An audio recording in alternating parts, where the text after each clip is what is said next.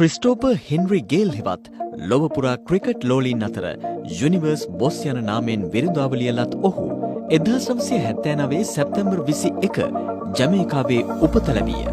ඉතා දුෂ්කර පවුල් පසුබිමකින් සිය ජීවිතය ආරම්භ කළ ගේල් 1999 වසරේදී ඉන්දියාවට එරෙහිව සිය ප්‍රථම එක්දින ජාත්‍යන්තර තරගය සහ 2000 වසරේදී සිම්බාබ්වේ කණ්ඩායමට එරෙහිව සිය ප්‍රථම ටෙස්ට් තරගය ක්‍රීඩා කරමින් ජාත්‍යන්තර ක්‍රිකට් පිටියට පිවිසෙන ඔහු පන්දුවට පහර දීමේදී පෙන්වන අසමසම ශක්තිය සහ ප්‍රහාරාත්මක විලාසය නිසාම ලොව පුරා ප්‍රේක්ෂක ආකර්ෂණය දිනාගත් ක්‍රිස් ගේල් ක්‍රිකට් පිටියේ ත්‍රිත්ව වාර්තාවකට හිමිකම් කියන ලොව සිව්වන ක්‍රීඩකයා ලෙස බ්‍රයන් ලාරා, විරේන්ද්‍ර සෙවාග් සහ ඩොනල්ඩ් බ්‍රැඩ්මන් වැනි ශ්‍රේෂ්ඨයන් අතරට එක්විය.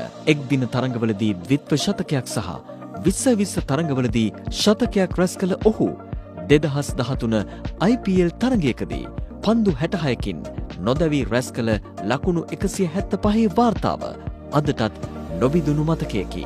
ගේල් හුදෙක් පිතිකරුවෙකු පමණක් නොවේ.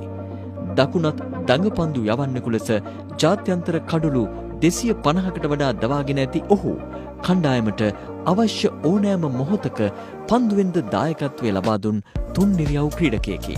ජාත්‍යන්තර පිටියේ 6 පහර 550කට වඩා එල්ල කර ඇති ඔහු 6 පහරවල් වල රජු ලෙසද විරුදාවලිය ලබයි. ක්‍රිකට් පිටියෙන් පිටත ඔහු ඉතා සුකෝපභෝගී ජීවිතයක් ගත කරන අතර ඔහුගේ ශුද්ධ වත්කම ඇමරිකානු ඩොලර් මිලියන 35ක් පමණ වේ. ඔහුගේ සාර්ථකත්වයේ පිටුපස විශාල කැපකිරීමක් ඇත.